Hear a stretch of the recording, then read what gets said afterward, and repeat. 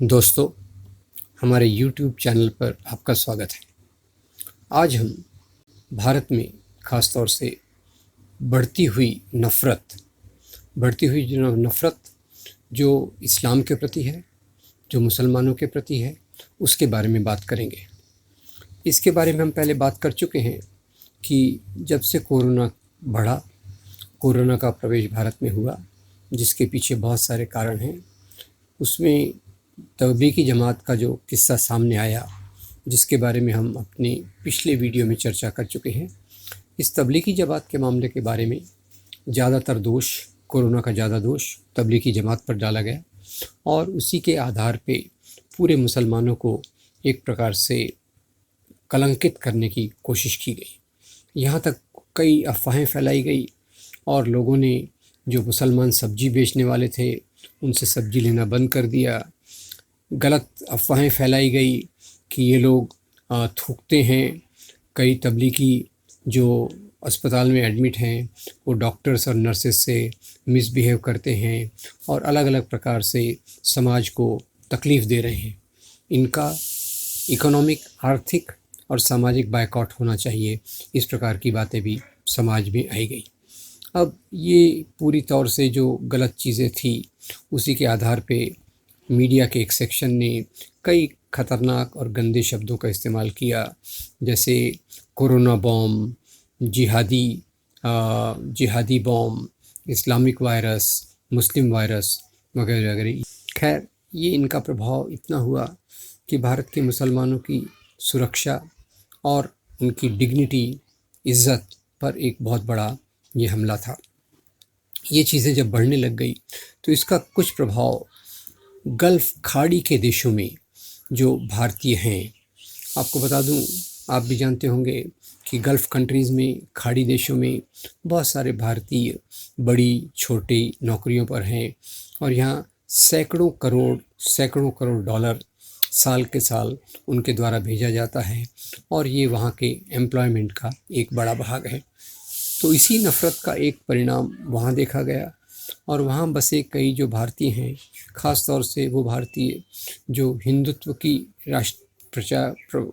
की विचारधारा के प्रभाव में हैं, वो लोग में भी इस प्रकार की बातें बहुत बड़े पैमाने पर आई और मुसलमानों के ख़िलाफ़ नफ़रत भरे ट्वीट फैलाना चालू किया। ये ट्वीट्स इतने हो गए, इतने ख़तरनाक तरीके पे गए कि वहाँ के लोगों को इसका संज्ञान लेना पड़ा और ये ट्वीट इसी आधार पे थे, जिस प्रकार से भारत के एक मीडिया ने नफ़रत की बातें फैलाई, उसी नफ़रत की बातों को लेकर वहाँ के कई जो रहने वाले भारतीय मूल के निवासी हैं, उन्होंने भी इन बातों को ट्वीट के रूप में वहाँ फैलाया। ये फैलाना इतना ज़बरदस्त था, इतना शक्तिशाली था कि वहाँ के समाज पर इसका प्रभाव पड़ा। और तो और खाड़ी देशों के अलावा जो एक ऑर्गेनाइजेशन ऑफ इस्लामिक कोऑपरेशन है, जिसका एक independent permanent human rights commission है, उसने यहाँ तक आवाज़ दी कि भारत के मुसलमानों की सुरक्षा के लिए कदम उठाए जाना चाहिए। उसी के साथ साथ यूनाइटेड अरब एमिरेट्स, ये जानकारी आपको दे दूं कि यूनाइटेड अरब एमिरेट्स में करीब 32 लाख भारतीय हैं। उसमें हिंदू भी हैं, मुसलमान भी हैं और हिंदुओं की संख्या बहुत बड़ी है। ये वहाँ की जनसंख्या का करीब 6% भाग इनके द्वारा बनता है। ये इनके ट्वीट्स और नफ़रत यहाँ तक गई कि यूनाइटेड अरब एमिरेट्स की राजकुमारी हिंद अल कासिमी को एक ट्वीट करना पड़ा और उस ट्वीट में उन्होंने कहा कि यूनाइटेड अरब एमिरेट्स की जो रूलिंग फैमिली है, जो शासक फैमिली है, वो भारतीयों को अपना दोस्त मानती है। पर ये रॉयल फैमिली को आज महसूस हो रहा है कि इनमें से कई तत्व जो बहुत नफ़रत की बातें करते हैं, उनका यहाँ स्वागत नहीं है। जैसे कई लोगों ने अपने ट्वीट में कहा कि इस देश की पूरी प्रगति भारतीयों के कारण हुआ है, तो राजकुमारी ने उसके जवाब में लिखा कि जो भी भारतीय यहाँ काम करने के लिए आए, वो स्वतंत्र रहते हैं, उन्हें पूरा वेतन दिया जाता है, उनकी दाल रोटी वहीं से चलती है और इस प्रकार का जो अपमान वो हमारे धर्म के लिए, हमारे देश के लिए, हमारे समाज के लिए करेंगे तो उसका पूरा पूरा संज्ञान लिया जाएगा। इसी बीच भाजपा के एक उभरते हुए सितारे हैं जिनका नाम है तेजस्वी सूर्य। तेजस्वी सूर्य ये भी नफ़रत की बातों को बहुत फैलाते हैं और उनका एक पुराना 5 साल पुराना ट्वीट जो उन्होंने डिलीट कर दिया था, वो फिर से सरफेस पे आया और वो एक बहुत गंदा ट्वीट था।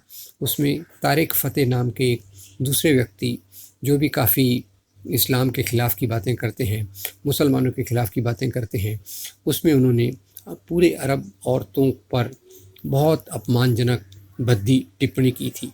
इसके साथ ही साथ तेजस्वी सूर्य तो जाने जाते हैं कि बार बार कि किसी भी बात पर भारत के मुसलमानों के ख़िलाफ़ नफ़रत फैलाने वाले ट्वीट्स के लिए वो जाने जाते हैं। ये बात इतनी ऊपर तक गई कि इसके जवाब में वहाँ के भारतीय राजदूत को ट्वीट करना पड़ा कि भारत के लोग इज़्ज़त से रहेंगे, भारत के लोगों ने इसके आधार पर भेदभाव नहीं करना चाहिए। और तो और भारत के प्रधानमंत्री नरेंद्र मोदी जी ने भी एक ट्वीट दिया कि कोरोना वायरस ये धर्म, जाति, भौगोलिक सीमाएं नहीं जानता, और ये एक इशारा था इस बात को सामने रखने का कि जिस प्रकार की नफ़रत की बातें फैलाई जा रही हैं तबलीगी जमात के कारण, जिसमें पूरे मुस्लिम समाज को बदनाम किया जा रहा है, वो गलत है। खैर, अब इसका आर्थिक प्रभाव क्या होगा? इसका एक प्रभाव तो ये हुआ कि खाड़ी देशों में कई भारतीयों को अपनी नौकरियों से हाथ धोना पड़ा है और ऐसा लगता है कि इस प्रकार की बातें अगर चलती रही तो शायद हमारी आर्थिक व्यवस्था पर भी एक बुरा असर पड़ सकता है। जब हम तेजस्वी सूर्य की बात करते हैं तो उसी प्रकार के कई लोग गल्फ़ कंट्रीज़ में भी हैं, खाड़ी देशों में भी हैं। उसमें एक ने तो यहाँ तक कहा कि ये जो आमिर खान हैं, जो भारत के एक मशहूर कलाकार हैं, जिन्होंने भारतीय फ़िल्म इंडस्ट्री में भारत के वैचारिक योगदान में एक बहुत बड़ा योगदान दिया है, उनके बारे में भी कहा गया कि वो भी एक तबलीगी जमाती हैं। और इन चीज़ों के पीछे एक ऐसा वातावरण बनाया गया कि जो मुसलमानों के ख़िलाफ़ था, मुसलमानों के प्रति नफ़रत पैदा करने वाला था, जिससे पूरा वातावरण हिल गया।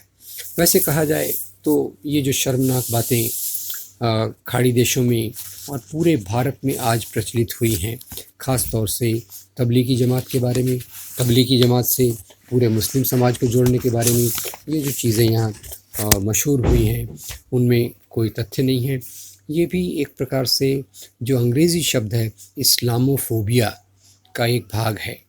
वैसे मैं बता दूं कि इस्लामोफोबिया का उदय अभी हाल के इसमें 9/11/2001 11 सितंबर 2001 के बाद हुआ, जब 2 एरोप्लेन जाकर वर्ल्ड ट्रेड सेंटर की बिल्डिंग से टकराए, बिल्डिंग नीचे गिर गई और इसका दोष अल-कायदा के मत्थे पर मढ़ा गया।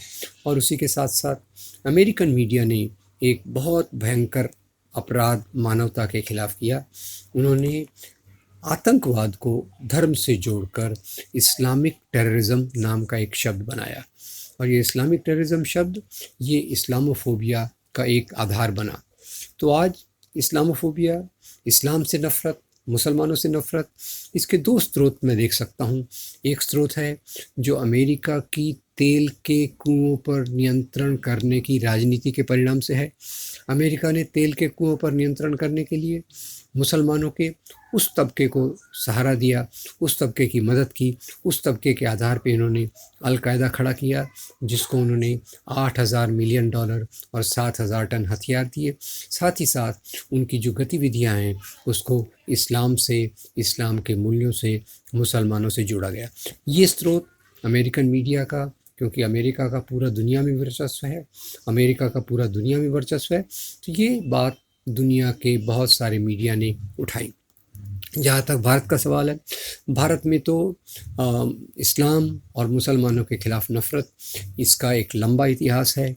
आज़ादी के आंदोलन में, जहाँ एक और आज़ादी के आंदोलन में भगत सिंह, गांधी, अंबेडकर जैसे लोग न्याय की बात कर रहे थे, भारतीय राष्ट्रवाद की बात कर रहे थे, भारत को जोड़ने की बात कर रहे थे, इनके विरोध में एक तरफ मुस्लिम लीग, एक तरफ हिंदू महासभा और आरएसएस, इन्होंने एक दूसरे के खिलाफ नफ़रत फैलाई। तो खैर मुस्लिम लीग तो बाद में कमज़ोर हो गई पाकिस्तान के बनने के बाद, वो एक अलग इतिहास है, उसके बारे में हम बात नहीं करेंगे, क्योंकि आज हिंदुओं के ख़िलाफ़ ज़्यादा नफ़रत पाकिस्तान में है, थोड़ी बांग्लादेश में है, वगैरह वगैरह। भारत में जो ज़्यादा बढ़ी वो मुसलमानों के ख़िलाफ़ नफ़रत है। उसके आधार को मुसलमान राजाओं के कार्यों को गलत तरीके से प्रस्तुत करके, इस्लाम के प्रसार को गलत तरीके से प्रस्तुत करके, विभाजन के इतिहास को गलत तरीके से प्रस्तुत करके एक वातावरण मुसलमानों के ख़िलाफ़ भारत में बनाया गया। तो भारत में जो इस्लामोफोबिया है, इस्लाम और मुसलमानों के ख़िलाफ़ जो नफ़रत का वातावरण है, उसके दो स्रोत हैं। एक अमेरिकन नीतियाँ जिसके कारण अलकायदा बना, और दूसरा यहाँ की सांप्रदायिक राजनीति जिसने खुद को मजबूत करने के लिए मुसलमान और इस्लाम को टारगेट किया। तो आज हम इतिहास के एक बहुत भयंकर मोड़ पे खड़े हैं, जहाँ नफ़रत के आधार पे समाज को बांटा जा रहा है। कई कॉलोनीज़ में मुसलमानों को प्रवेश नहीं मिलेगा, ऐसा कहा जा रहा है। मुसलमानों का आर्थिक बायकॉट किया जाए, सामाजिक बायकॉट किया जाए। ये एक बहुत दिल को दहलाने देने वाली बात है। जिस देश में, यहाँ याद दिला दूँ, यूएई की राजकुमारी ने एक बात और कही जो हमें याद रखना चाहिए, और उन्होंने कहा कि वो गांधी के सिद्धांतों को बहुत मानती हैं। तो जब आज दुनिया में गांधी के सिद्धांतों की इतनी बड़ी बात हो रही है, हमारे अपने देश में ही गांधी के विचारों को इतना दुर्लक्ष्य किया जा रहा है, उन विचारों का इतना अपमान करके एक राजनीति विकसित हो रही है, जो हमारे लिए बहुत चिंता का विषय है। तो मैं उम्मीद करता हूँ कि जो खाड़ी के देशों के जो संगठन हैं, जो मुस्लिम देशों के संगठन हैं, उनकी चिंता का ख्याल रखा जाएगा, और यहाँ जो नफ़रत का बवंडर भयंकर तरीके से विकसित हो रहा है, उसका मुकाबला करने के लिए नरेंद्र मोदी जी का जो बयान है कि हमें इनके परे जाना चाहिए, और बाकी आरएसएस के सरसंघचालक श्री मोहन भागवत ने ये अपने बयान में कहा कि समाज के किसी एक की गलती के लिए पूरे समाज को दोषी नहीं ठहराया जाना चाहिए। ये उनका बयान तबलीगी जमात के संदर्भ में था कि जब ऐसा माना जा रहा था कि तबलीगी जमात के कारण कोरोना फैला है, तो पूरे मुसलमानों को उसके लिए दोषी ठहराया जा रहा कि जो हमारे गांधी के सिद्धांत हैं, जो समाज को जोड़ते हैं, जो धर्म के आधार पर लोगों को जोड़ने की बात करते हैं, उस सब आधार पर हमें वापस आकर एक मजबूत देश बनाने की ज़रूरत है। आज तो कोरोना का संकट है, कोरोना का संकट का भी मुकाबला करने के लिए हमें इन बातों से ऊपर उठकर मानवता के आधार पे, भारतीय संविधान के आधार पे, सबकी बराबर नागरिकता के आधार पे, और जो ये सोशल मीडिया से और कुछ टेलीविज़न चैनल जो नफ़रत फैलाने का काम करते हैं, उन चैनल्स की बात को न देखकर हम उन बातों का ख्याल रखें जिन्होंने भारत को जोड़ा, जिनके जुड़ने से भारत आज़ाद हुआ, जिनके जुड़ने के कारण भारत का संविधान बना, जिनके जुड़ने के कारण भारत में स्वतंत्रता, समता, बंधुता के मूल्य आए, और इन्हीं मूल्यों के आधार पर हमारा भारत आगे प्रगति कर सकता है। इसके लिए हमें पूरी कोशिश करना चाहिए। मैं उम्मीद करता हूँ कि इसके बाद नफ़रत का ये बवंडर थमेगा, और इस्लामिक देशों ने जो चिंता जाहिर की है, जो यूएई की राजकुमारी ने जो बात की है, उसका हम संज्ञान लेंगे, और नफ़रत की राजनीति का पूरी तौर से मुकाबला करके एक मोहब्बत के पुल, लोगों के बीच में मोहब्बत के पुल बनाकर एक अच्छे भारत की बुनियाद रखेंगे। वो भारत जिसका सपना आज़ादी के आंदोलन में, आज़ादी के लिए काम करने वालों ने देखा था। आपका बहुत धन्यवाद। अगर आपको ये वीडियो अच्छा लगा तो इसे लाइक कीजिए, फॉरवर्ड कीजिए, हमारे चैनल को लाइक कीजिए, सब्सक्राइब कीजिए, और नोटिफिकेशन के लिए बेल बटन ज़रूर दबाइए। आपका बहुत धन्यवाद। Thank you very much.